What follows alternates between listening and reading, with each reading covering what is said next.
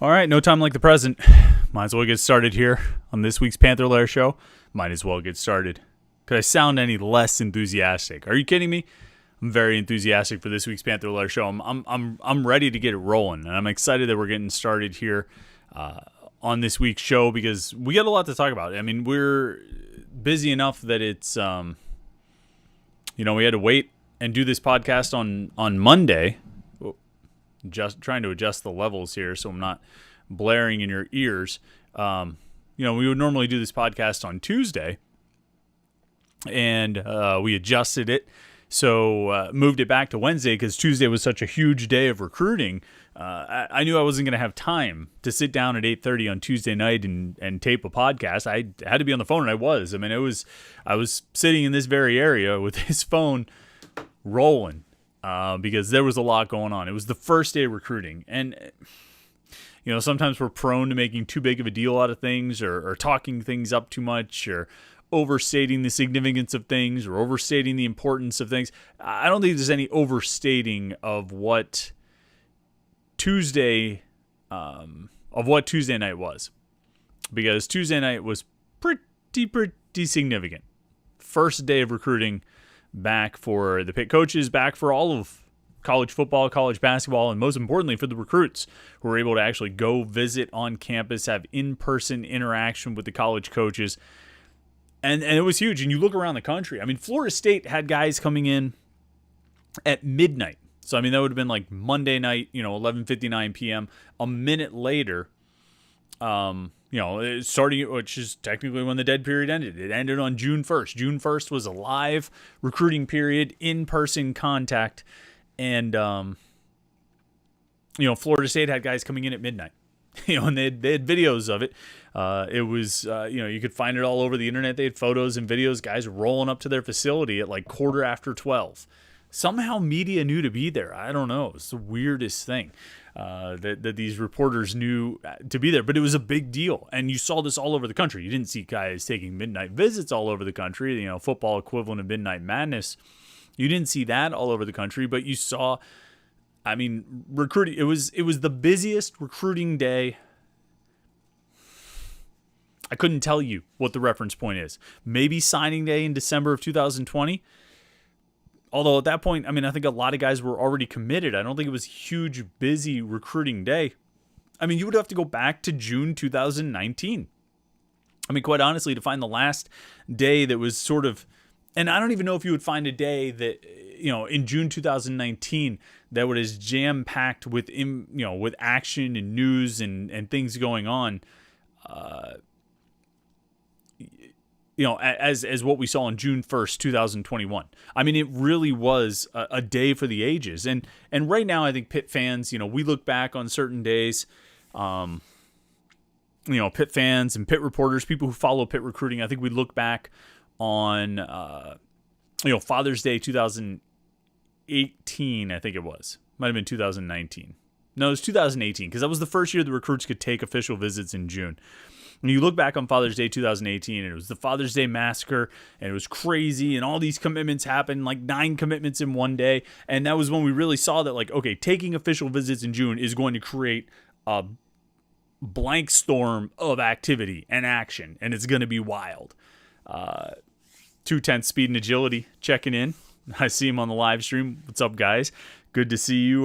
Wayne Brown, one of the best in the business. He's checking in. He knows all those kids who were visiting Pitt yesterday. He knows they're legit big-time playmakers. Some guys out of the City League especially. We'll talk about that in a minute. But Father's Day 2018, that was the first one that, where you really saw that June official visits were going to blow the speakers off, right? And it did, and it was crazy. But that's the last kind of big day like this that I can really remember. And even though this year, June 1st, 2021 didn't produce any commitments. It's not like they got a bunch of commitments out of it. Just the fact that you were able to have 15, 16, 20, however many guys they had, have that many guys on campus for a visit in the South Side, interacting with the coaches, sitting down in Pat Narduzzi's office, sitting down with the assistant coaches for film sessions. The fact that you were able to do that for the first time in 15 months because it really goes back to March of 2020, the last time recruits were able to be on campus. It's monumental. It really is, and I don't think we're overstating it. I think we're going to look back on June 1st, 2021 as one of the more significant days in college sports recruiting, because it was happening on the basketball side as well. Jeff Capel and his staff had a couple of guys come up to the Peterson Event Center, one of them who actually also went down and visited football. We'll talk about that. Josh Newark already jumped in with a question about him. Rodney Gallagher from Laurel Highlands, 2 sports star in the 2023 recruiting class, one of the best prospects in Pennsylvania. One of the best prospects in the class of 2023 in both sports, football and basketball. Yeah, he's legit. We'll talk about him in a little bit. But you saw there were visits in basketball, and the football coaches blew it out of the water. No, they didn't blow the basketball coaches out of the water, but they blew the whole enterprise out of the water. And it was it was wild. It was something we'd never seen before. We've never seen this kind of sort of centralized activity, where there was just this nucleus of activity at every one of these college campuses. And I think college coaches across the country, they've been planning for this for 15 months. They've been planning for this. Every time the dead period got extended, they pushed it back. And they've been planning for this date. Once it became clear that June 1st was going to be the first day of in-person recruiting again, coaches were planning to make it as big and exciting and impactful as they could. Now, what does that mean for Pitt? I think Pitt isn't necessarily going to go for the fireworks. They'll go for the fireworks in certain situations. But I think what Pitt wants to do, here's the key with Tuesday's recruiting event at Pitt. We haven't even gone through any of our intro stuff in the podcast. I'm just jumping right into the meat of it. I'll tell you what this podcast is, and I'll tell you about Panther-Lair.com and all that stuff in a little bit. I want to talk about this recruiting, because it really was that kind of a day that I don't think we need to mess around with introductions and pleasantries. We're going to anxiously rush through the preliminaries to get to the meat of the story. What Pitt tried to do on Tuesday, the first day of in-person recruiting, is get as many of the top local prospects as they could and get them on campus. Now, I don't know if they even tried to invite kids from Ohio or Maryland or Virginia or any place else like that. I mean, they want those guys to come to campus. They're going to get a lot of them in town for official visits over the course of the next month, and they want them to visit as much as they can. But this day, Tuesday, June 1st, 2021, the first day of in-person recruiting in 15 months, the goal was singular. Get the top Western PA prospects on campus. And that's what they did, regardless of class. Guys who are in the 2022 recruiting class who are going to be seniors in the fall, 23 recruiting class who are going to be juniors in the fall, 24 recruiting class just finished their freshman year of high school. Get those guys on campus, because right now, not bragging or nothing, but Western PA is kind of loaded. Western PA has got some players in all 3 of those recruiting classes. They've got some big-time national recruits across all 3 of those classes. They've got 4-star guys in each of those classes. The freshmen aren't rated 4 stars yet, but their offer sheets are 4-star offer sheets, and they're going to have those rankings. They have a couple big-time freshmen who visited on Tuesday. 4-star guys in the 23 class, 4-star guys in the 22 class. The region is really strong right now, with very good prospects throughout the classes. Some of Pennsylvania's best recruits in each of those 3 classes are right here in Western PA. And Pitt had a very simple goal for June 1st, 2021. Get them to the south side. And that's what they did. And so, and I say that, I mean, that's a big storyline in and of itself, that they were able to get all of these top local recruits. And we'll talk about who those guys are. We'll break down their names and who they're going to get and all that kind of stuff, who we think they're going to get. But I think you want to look at the big picture here and how Pitt approaches recruiting, and how June 1st, 2021 kind of summed up what Pitt tries to do in recruiting, all right? So the goal was to get all these locals at Pitt. Now, I said that, Pitt doesn't necessarily go for, the fireworks as much as maybe some of these other schools might. That doesn't mean that they never have fireworks. I mean, they do some pretty flashy things and some big things. But if you look at what Pitt did with the recruits on Tuesday, it was come to the south side after school. Guys showed up 3-4 o'clock in the afternoon. Come to the south side after school. hang out, take a tour of the facilities, because most of these guys have never actually taken a tour of the facilities in the South Side because they haven't been able to take recruiting visits for 15 months.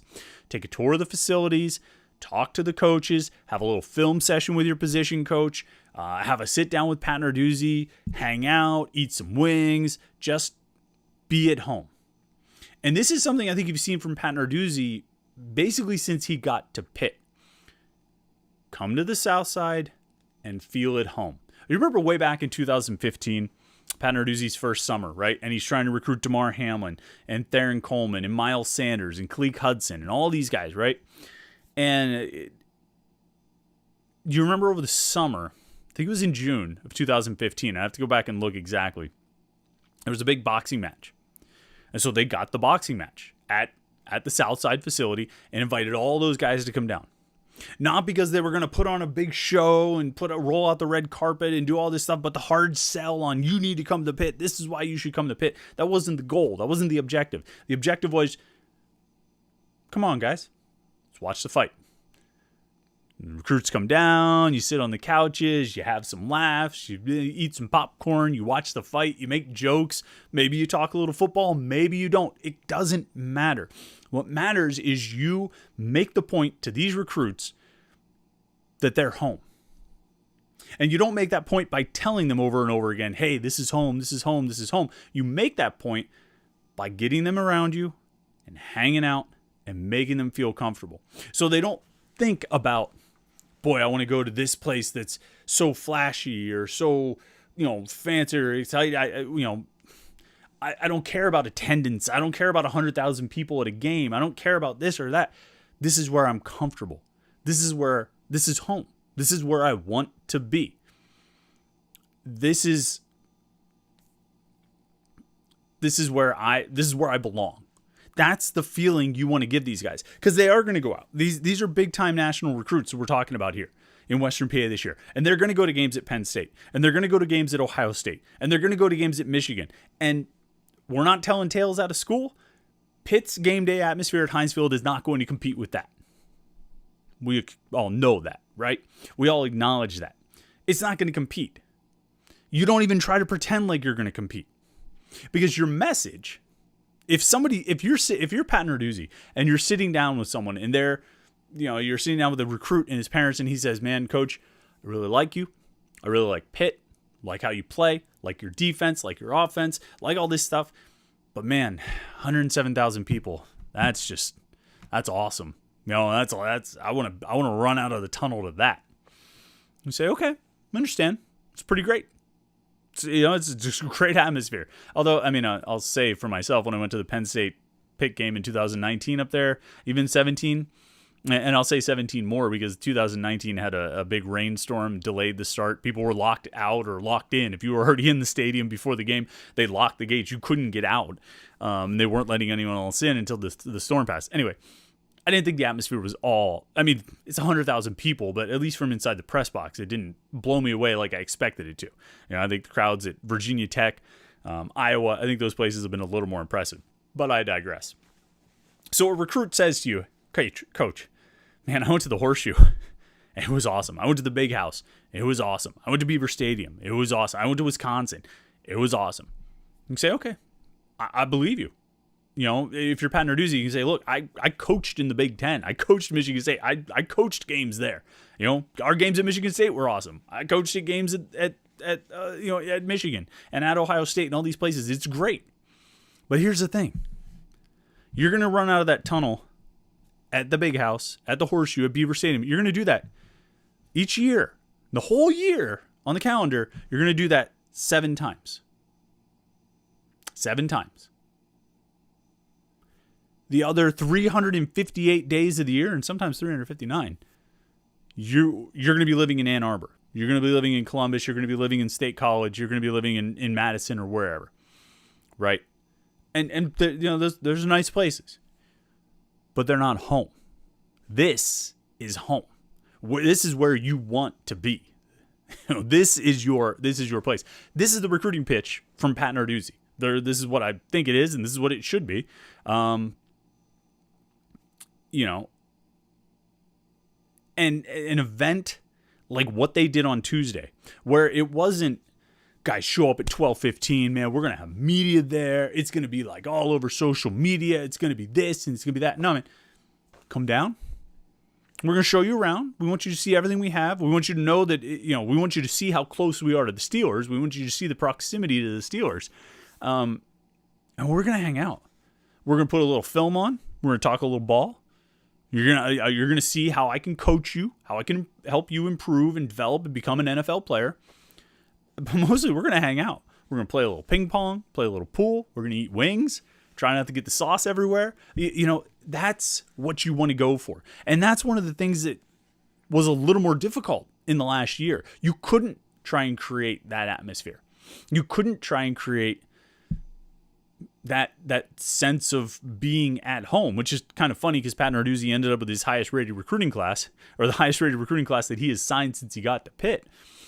But he wasn't able to do that. Now this year, as you come into a stretch where there's some really impressive recruits coming up the next 3 years in the local area, when you get into this stretch of really high talent,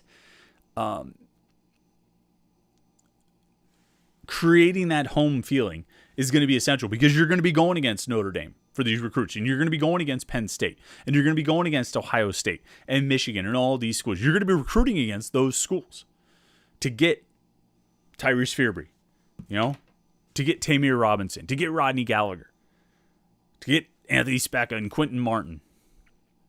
You're going to be recruiting Lamont Payne. You're going to be recruiting against some of the best schools in the country, some of the biggest football programs in the country. And you got a fighting shot if you can make those kids feel like they're at home. If you can make those kids feel like they want to stay in Pittsburgh.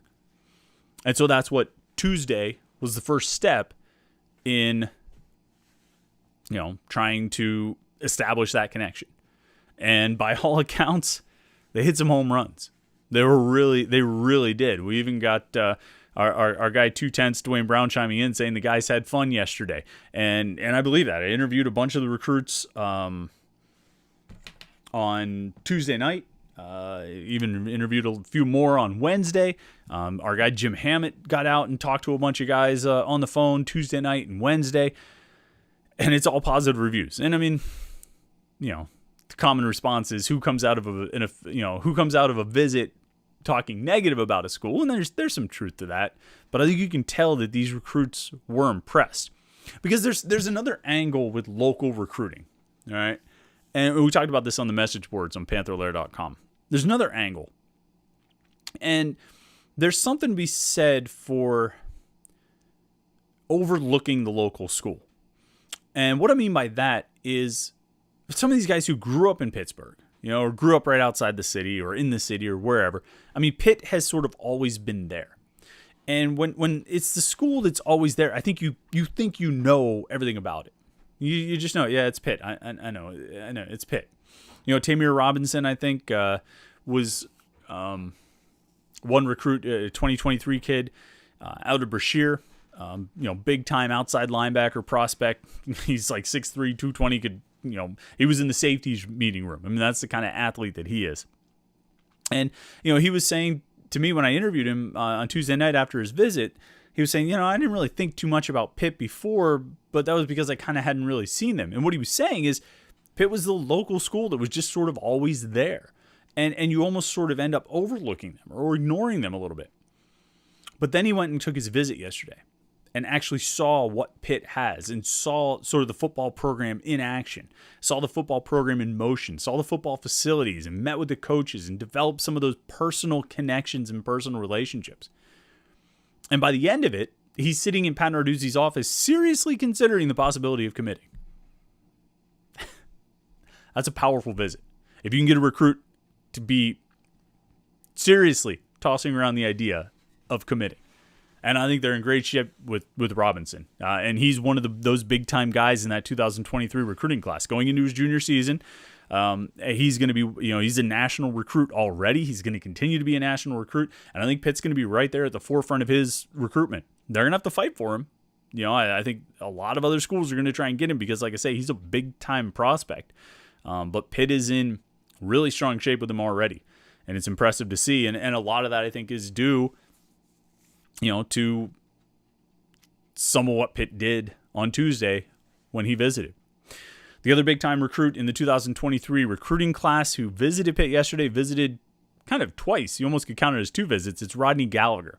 He's the two-sport star out of Laurel Highlands. Again, 2023 recruit. Spent the early part of the afternoon up at the Peterson Events Center with Jeff Capel and the basketball staff because he's a big-time point guard recruit. He's got a couple offers to play basketball in college. But he's also a 4-star wide receiver prospect.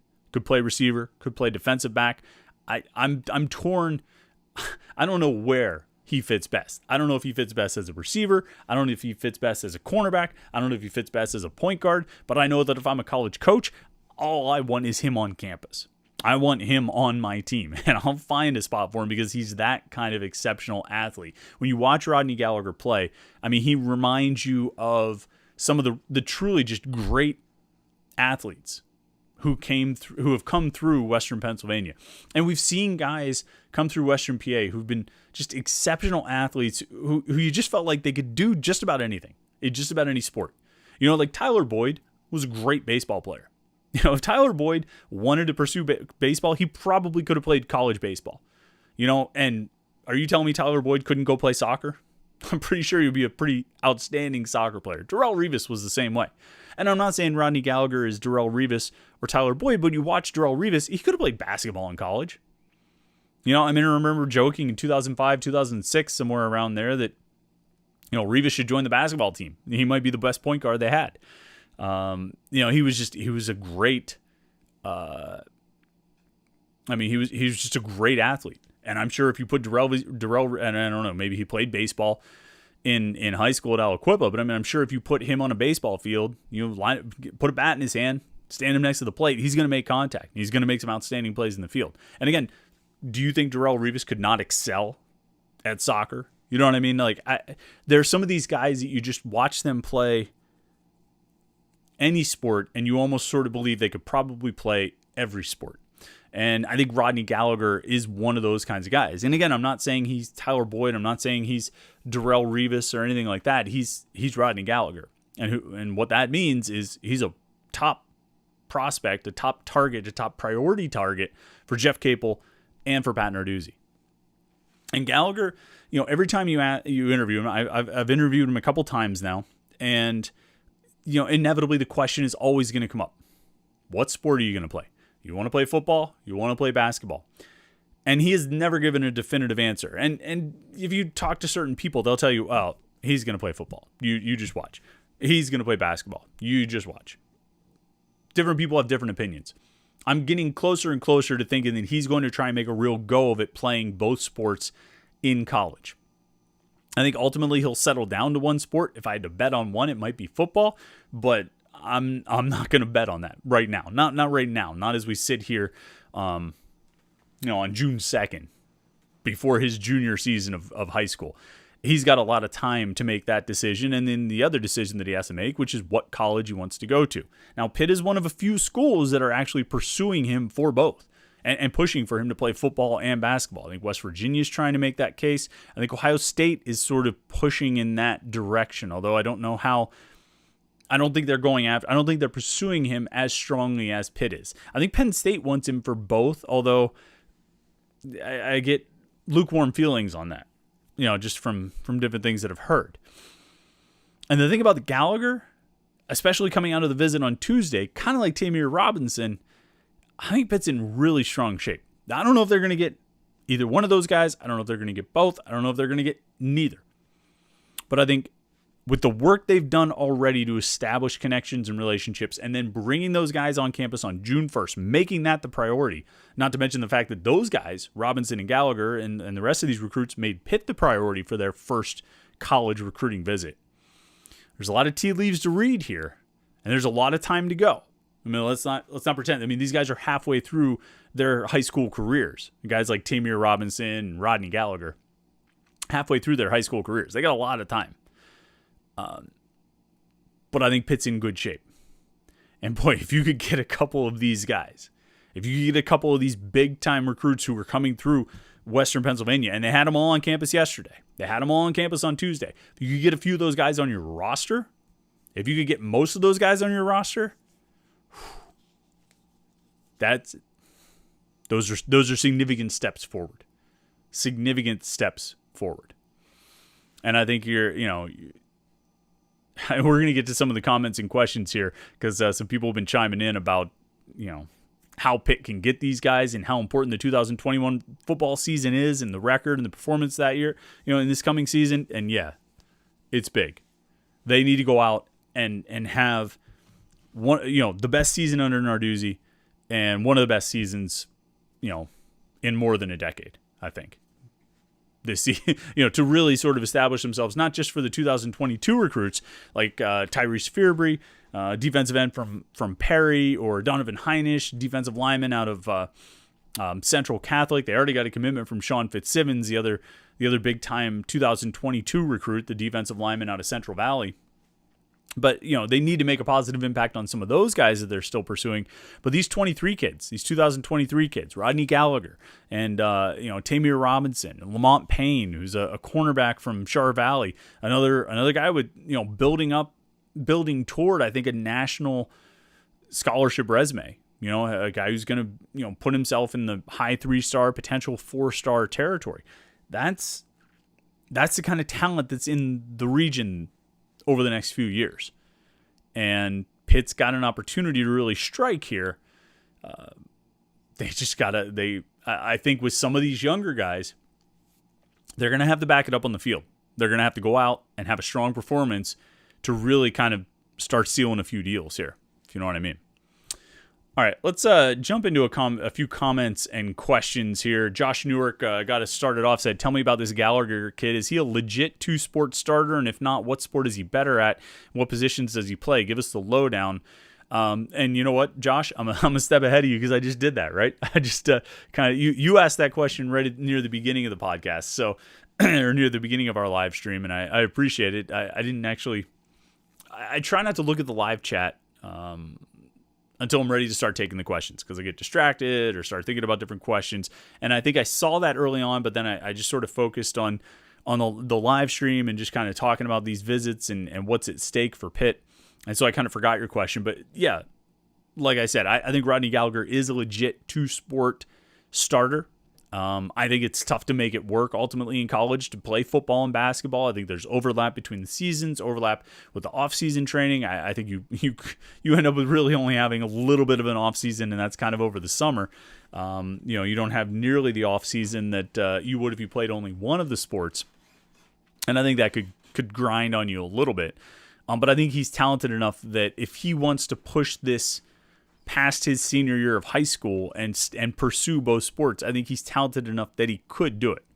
And talented enough that he'll find college coaches, major college coaches, Power 5 college coaches who will give him that opportunity to do so.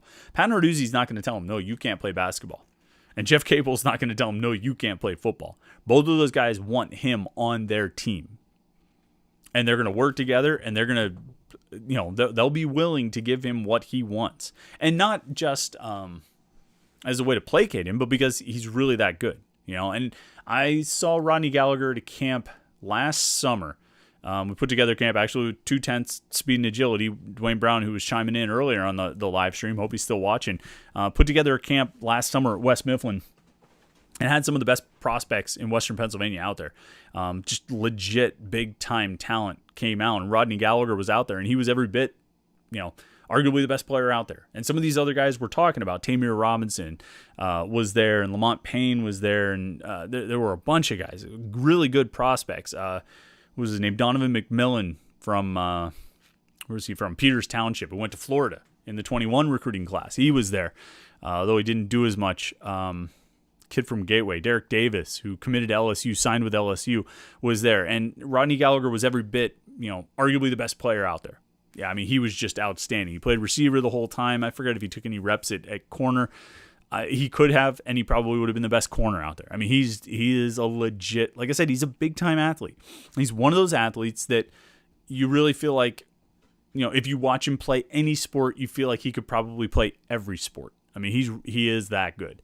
And so I think Rivals right now, I think we've got him inside the top 60 for the 2023 recruiting class. That might have changed. Number 1 prospect in the state of Pennsylvania followed closely by Tamir Robinson. So that's what we're talking about when we're talking about this 2023 recruiting class for Pitt. Top 2 guys in Pennsylvania, the state, are right here, which hasn't been the case the past few years. Past few years, we've seen, a Nakai Johnson or an Elliott Donald might be top 10, top 5. There have been guys from Western PA cracking into the top 10 and top 5 in the state rankings. But the vast majority of the top 10 recruits over the past few years to come out of this state have been from not even east of Harrisburg, east of Johnstown. I mean, it's just, they're all coming from over there. Philly area is pumping out some talent. And when I say Philly area, I mean Philly area to as those of us in Western PA see Philly area. We're not just stopping at the city. We're expanding it out to Amish country. Because the Amish are really rolling out football prospects right now. No, but I mean, you look over the top 10 recruits in Pennsylvania for the 2021 recruiting class, 2020 recruiting class, 2019 recruiting class. And yeah, Deion Hayes is high on that list. Elliott Donald is high on that list. Derek Davis was high on that list. But most of them are coming from Eastern PA. 2023 recruiting class, number 1 and number 2, are from right here. And that's why it's so significant. That's why it's big for Pitt to really try and go after these guys, and they got a great start. I think they got a great start on Tuesday by getting these guys on campus and showing them what they have, and I think making a really strong impression. Now, before we go forward, I have to say one other thing about this. Okay, we talk about these recruiting visits. Pitt hit a bunch of home runs on Tuesday. Pitt knocked the ball out of the park with a bunch of these recruits on Tuesday. Pitt put themselves in great position with everybody who visited, all 15 guys, or between 15 and 20 guys who visited on Tuesday. Pitt did a great job. All those guys left impressed. They all have more visits planned.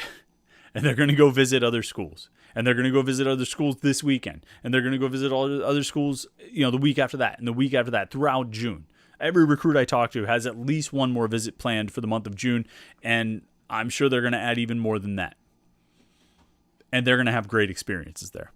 And they might even say that it was just as good as it was at Pitt. There is something to say for the fact that these guys who visited Pitt on Tuesday have never visited another college. And if they have, it was, maybe they attended a game at Heinz Field or something like that 2 years ago. They've never taken a full, proper college visit. They're gonna find out that college visits are all pretty good. They're all pretty exceptional, and they're all pretty fun, and they're all pretty exciting. I don't think that'll take any of the luster off of Pitt, and I'll tell you why. Again, with Pitt, it wasn't just about fireworks and excitement. It wasn't just about, look how amazing our facilities are. I mean, they showed them all the facilities. They showed them how nice they are. They showed them how they share with the Steelers. They showed them how they practice next to the Steelers. They showed them all those things. But that wasn't the whole point of the visit. That wasn't all that other schools are going to have to top. Because other schools might top that. Maybe other schools have a nicer locker room. Maybe other schools have a nicer weight room. Nobody else shares with the Steelers, but that's okay. Other schools might have nicer facilities in this area or that area. Nobody else is going to be able to, or should be able to, top the feeling of being at home that Pitt was able to show to these guys. Because that, again, is the key. That's the most important element. That's the crucial element. The whole idea of putting on for your city.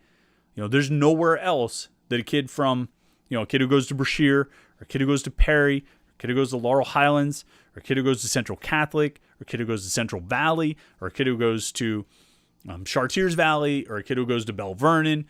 There's nowhere else that those kids can put on for their city. There's one school that can do that. And that's the point from Pat Narduzzi and his staff. That's the point these guys are trying to make. When they say that hometown heroes thing, that's what they're talking about. And they mean it sincerely. And they need that point to resonate. They need these kids to respond to it. Because in some ways, that's the biggest, one of the biggest recruiting tools they've got. If I was going to rank, now this is off the top of my head, so this will inevitably be something I come back to and completely revise. But if I was going to rank the factors that Pitt has going for it when it comes to recruiting, and let's just say local kids. I don't know if I could rank them, but some of the top ones, there would be that hometown hero, playing at home, being at home, feeling comfortable at home factor. I would say the coaches themselves, guys like Charlie Partridge, guys like Corey Sanders, Brennan Marion is making a real impact. Ryan Manilak, I think, has made some really positive impressions since he got to Pitt. I think those things are really significant. I think Corey Sanders, safeties coach, is a guy that we don't give enough credit to. I think when you look at last year's haul with Dorian Ford and Nakai Johnson and Elliott Donald and Stephon Hall, did they get anybody else from Western PA? Was that it? Those four guys? Corey Sanders was on all of them. It was a key factor for all those guys. Charlie Partridge was a key factor, at least for the D linemen. Huge element right there. Huge factor right there. And I think those are the two things that Pitt is going to recruit on the most. And then, in addition to you play in the ACC, you're in the Coastal, so you got a chance to, legitimate chance to get to the ACC championship game often. You got a lot of, getting to the NFL, sharing with the Steelers. These are all things you can sell on. These are all your biggest recruiting points. But I think the two biggest factors, particularly for local recruits, is being at home, being the hometown hero, and then the connection with these coaches. I think that's, if you're recruiting for Pitt, that's what you need to emphasize. And I think it's what Pat Narduzzi and his staff, what they do emphasize. It's what we've seen recruits talk about when they after they take visits to Pitt. All right, let's scroll through here some of the other conversations and questions that, let's see.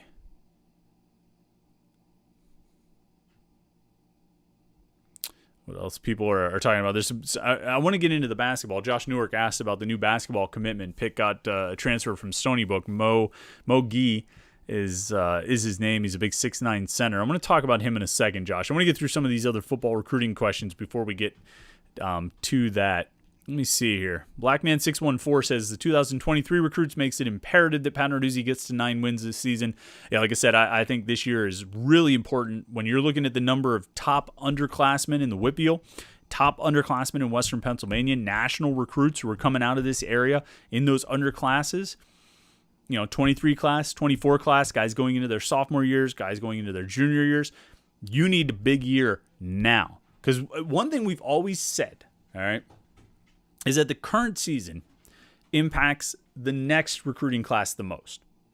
When you have a really big season, you might, let's say, Dave Wanstead's class, Dave Wanstead is a great example, right? So they go 10-3 in 2009, right? They get to the end of that season, they win 10 games, it's huge.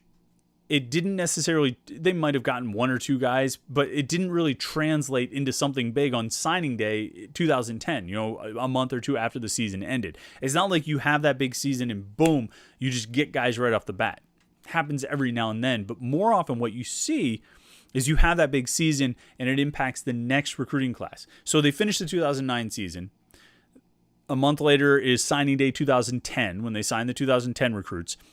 But the following summer is when they're working on the 2011 recruiting class. And that's where they really made a haul. If you recall June 2010, they were getting guys left and right, big-time guys. And some of these guys didn't pan out. But, Bill Belton was a huge commitment. Jameel Poteet was a huge commitment. Keyshawn Jarrett was a huge commitment. Who else did they get? Tyrell Chestnut was a guy. He ended up going to West Virginia. Ben Klein was a linebacker who went to Penn State. They got a bunch of defensive ends committed, and they were big commitments. And again, not all those guys went on to have great college careers, but we're talking about recruiting and commitments and beating out big-time schools. And that's what Pitt was doing. And it was on the strength of that 2009 season. So this 2021 season, if they can have a big year, it might help them with Tyrese Fearbry or Donovan Heinisch or one of these guys in the 2022 recruiting class, the guys who are going to sign in this December or the following February if they decide to hold out. It might help them a little bit with those guys. But where you're really going to have the impact is on that next class, the 2023 class, Rodney Gallagher and the Tamir Robinson and the Lamont Payne, those guys, and there's more beyond them. Those are the guys where you're really going to have that impact if you can have a big season in 2021. So, yeah, you got to go. And we've spent countless hours on this podcast talking about the 2021 schedule and what it's set up for, and how how it sets Pitt up or should set Pitt up to have a fair amount of success. We've talked a lot about that. And we don't need to go down that road again, but I mean, you know where I stand. You know what I think this team should do. You know what I mean? It's 8 wins minimum in the regular season. And really, you should be dancing around 9 or 10, just based on what the schedule is. Let's see here. Colin Towle says the Pitt football staff has been really impressive over the past couple years. Partridge, Sanders, Collins, and now Marion. Really excited about Marion's future with Pitt. Josh Newark follows up. Brandon Marion on social media is a killer. He's constantly praising the current kids, acknowledging Pitt's history, is always engaging in positive fashion with Pittsburgh and national media. A home run. I mean, those guys, like I said, I think those guys have done a great job. I think Pat Narduzzi's last few hires have been really good. You know, you go back to a Chris Beatty, obviously this year with Brandon Marion and Ryan Manilak. I think he's done a good job filling out his staff. You even go back to the Collins and Sanders hires. I think those were good hires. Obviously, I mean, we know the areas where they need to get better, though. Where the team needs to get better on the field. But in terms of building a staff, I think Narduzzi's done a pretty good job of putting guys together. Now, yeah, obviously the offensive coordinator and the offensive line coach need to step it up a little bit. And the tight end coach needs a little bit more out of his position group. And the running back coach does, too. But other than that, no, I think it is a really good staff. I think they've done a really good job.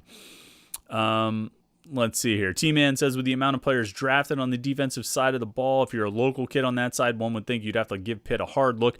I think so too. Partially on the number of guys drafted, I think that's significant. The coaches will certainly, play on that a lot and bring that up with the recruits a lot.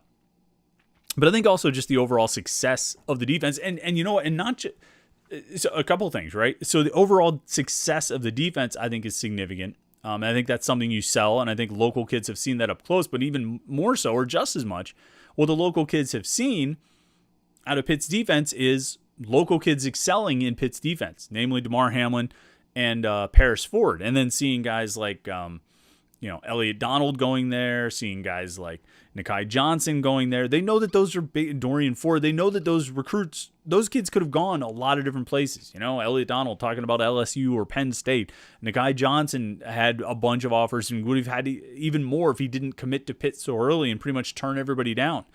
Schools were trying to make a big push for him. Dorian Ford had some really good offers, Big Ten offers. I think he had Penn State as well. And so local kids, particularly defensive players, are looking at that. And they're seeing DeMar Hamlin and Paris Ford. They're seeing Dane Jackson is a guy who has local ties. They're seeing Devin Danielson excel out there. They're seeing some of the latest crop going there, Dayon Hayes, and those guys I mentioned, Donald and Johnson and Ford. That stuff makes an impact as much as anything, I think. Maybe even more than all the guys that get drafted. I think those things can really have an impact and should impact. And a lot of these guys we're talking about are defensive players. Tyrese Fearbury is a defensive end. Tamir Robinson is an outside linebacker. Rodney Gallagher, receiver, but could be a cornerback. The guys in the 24 class, the freshmen going into their sophomore years, they're on the defensive side of the ball. They're really good defensive players all over the place here. And, it'd be nice if you had a couple quarterbacks in the local area, but that's not necessarily the case right now. Maybe coming up in those younger classes. But yeah, I think Pitt should have a lot to sell to defensive recruits locally and, outside of the 412. Let's see here. What else we got? David Hernandez says Kenny Pickett is going to be the starting quarterback, right? If he gets hurt in the middle of the season, they better have a quarterback. Yeah, I mean, Kenny Pickett's going to be the starter. He has missed some time each of the last 2 seasons. I don't think he missed any time in 2018, but 19 and 20, 2019 he missed the Delaware game, as you'll recall. Got beat up pretty good in the win over UCF, and then last year he missed, of course, the Miami game and the Notre Dame game. And he's got to stay healthy. I don't think there's any question about it. I do think Pitt's red zone offense improved as they had Pickett run the ball more, particularly inside the 20. I think he scored like 8 rushing touchdowns last year. That's huge, because at some point this summer, we're going to spend a lot of time talking about Pitt's red zone offense and how much better they need to be at getting touchdowns out of the red zone. But they were better in 2020 than they were in 2019, and I think a big part of that is rushing touchdowns. You need to be able to run the ball inside the 20, and I think Pitt didn't necessarily run the ball better inside the 20, but Kenny Pickett was able to run in for some touchdowns from inside the 20, and that significantly improved the effectiveness of their red zone offense. Now, the downside is every time your quarterback goes out and runs, he's risking taking a shot that could take him out of the game. Bart Simpson says, I like Nick Patty as the backup. He might be the backup. I don't know. I don't know who it is. Davis Bevel, I thought, made some nice plays in the spring game. So did Nick Patty. Joey Yellen was the guy who was ahead last year and I thought was okay at Miami, but certainly not okay against Notre Dame. I don't know who that's going to be, and that's going to be a big question for the coaching staff to figure out and try and answer going into the season, because it's not going to be easy, but it's important. As you say, you've got to have somebody who's ready to go. You got to have a backup, because if the last 2 years are any indication, you're going to need him at some point during the season. Let's see.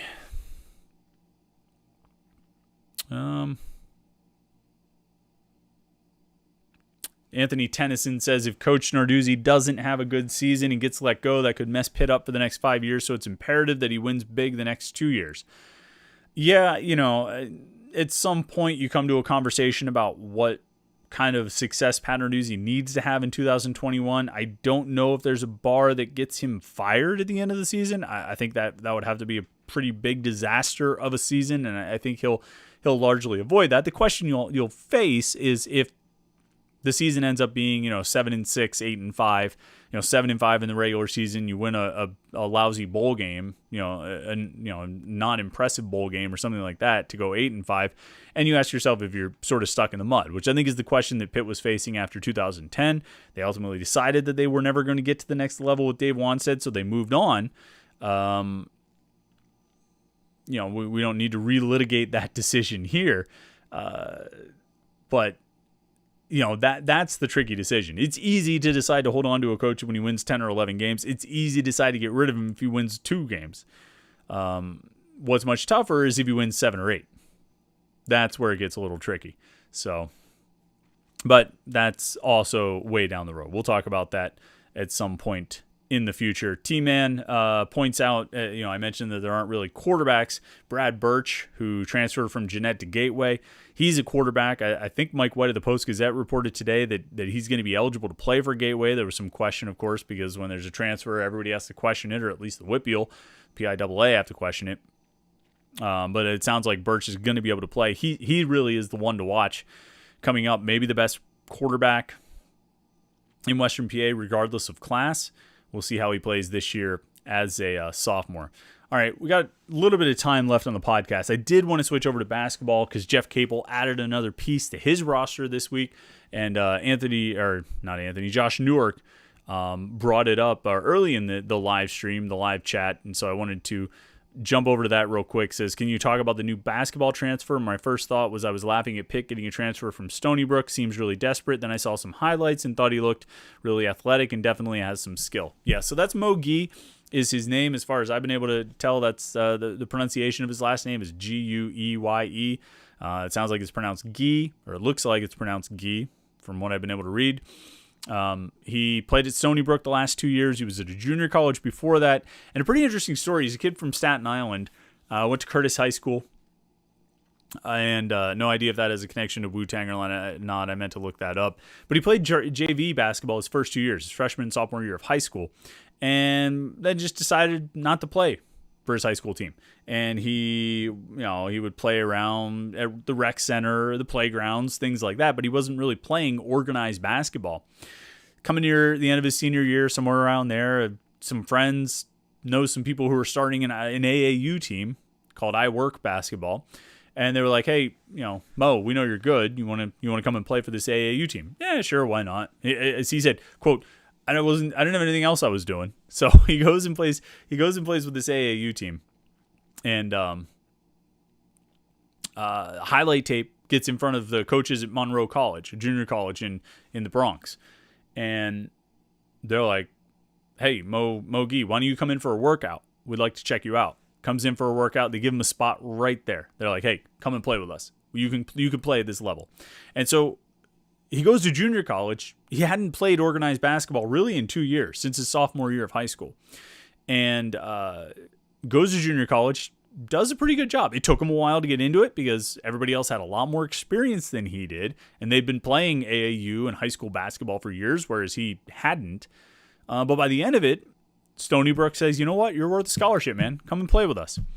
2 years later, he's the America East Defensive Player of the Year. He averaged 3 blocks a game, like 9 and 8, I think, something like that. Points and rebounds, made the all-defensive team, third-team all-conference team. Pretty solid player coming to the end of his eligibility, decides to go in the transfer portal, and Pitt says, you know what? You can fit in with what we're trying to do. Which kind of leads to a question that a lot of Pitt fans have asked this offseason. What are they trying to do? Well, I think with the addition of Mogi, following the addition of Chris Payton, following the addition of Dan Oladapo, what they're trying to do is build a roster full of long, athletic guys who can play multiple positions, shift around, and give a lot of different looks. Jeff Capel's got options this year. And that's options in his backcourt. When you look at guys like Femi Odikali and Nike Sabandi and Ethiel Horton and Jeremiah, did I forget his name? Jamarius Burton. Man, I've been thinking football so much. Jamarius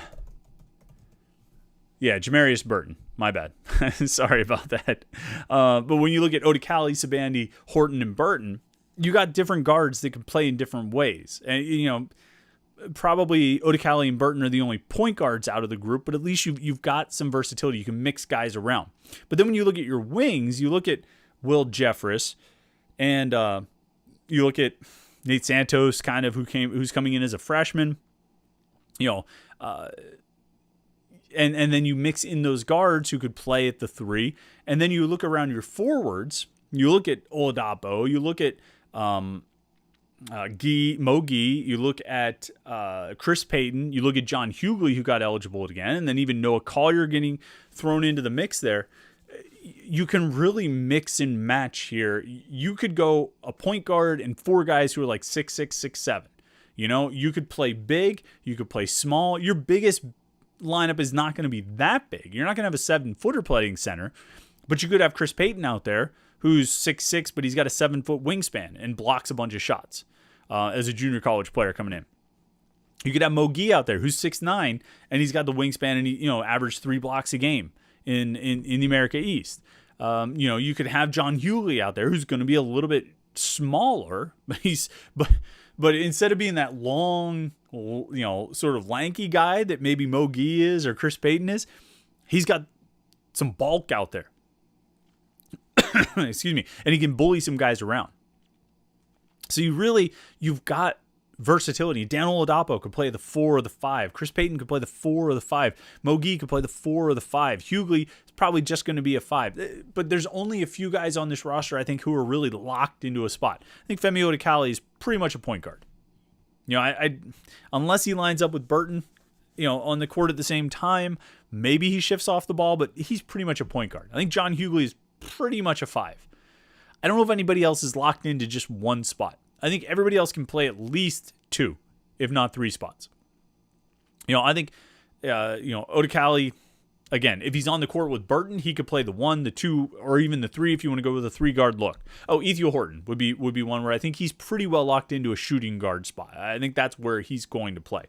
But, even a Will Jeffress could play the 3, could slide down and play the 4 if you want to go with a smaller, kind of more active, more athletic lineup. I don't think that's out of the realm of possibilities with a guy like Chris Payton playing the 5, or even Mogi. And the thing I like about Mogi and Payton too is Pitt really hasn't had a great shot blocking presence. And I don't know how long. I mean, Terrell Brown was a decent shot blocker, but he only played 11 minutes per game last year. With Mogi and Chris Payton, I think you're potentially going to have a legit shot blocker, somebody who can stand around the basket and really deter, guys from driving to the rim. And you're going to have one of those guys at least one of those guys on the court, probably for, combined total of 30 minutes a game. I would think. I don't think you'll have that much time without at least one of them on the court. And I think there's times that they might even play together. And they haven't had that kind of presence in a long time. And I think it's huge. Just having somebody there who can make it a little less appealing or a little more concerning to try and drive to the basket, I think that can go a long way in helping Pitt's defensive presence. And this team, like last year's team, is going to be at its best when they're playing tough defense and they're rebounding.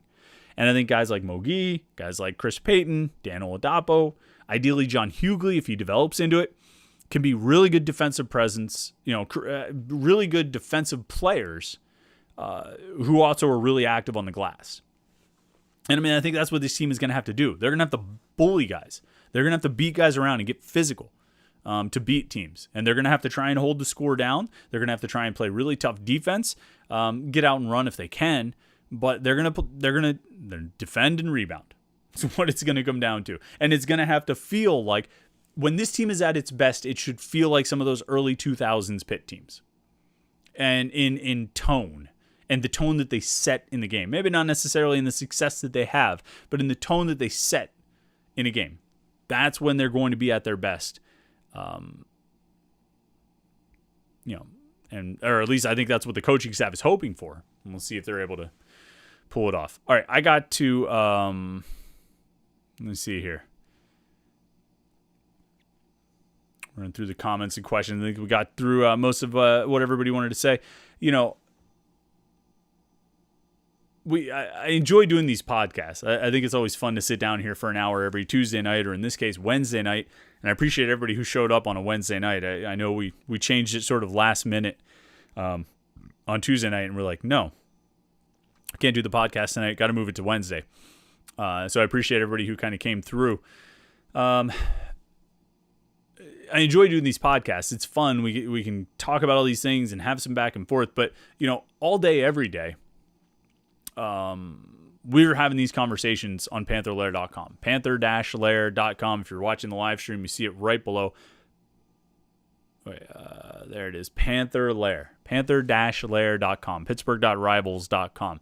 It's the most comprehensive source of Pitt sports news on the internet, football, basketball, recruiting. We cover it all at Panther-Lair.com. And we have message boards where you can have conversations like these all day, every day. You're a Pitt fan. That's why you're watching this live stream. That's why you're listening to this podcast.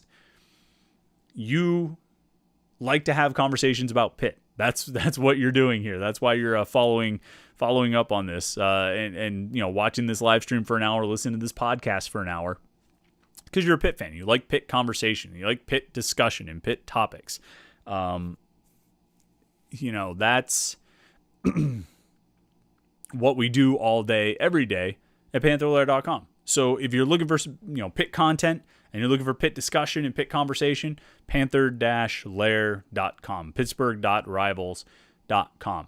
Every Saturday morning, we're on 93.7 The Fan, 8 a.m. to 9 a.m. for the Panthers Insider Show. We're going to be talking about all this recruiting stuff.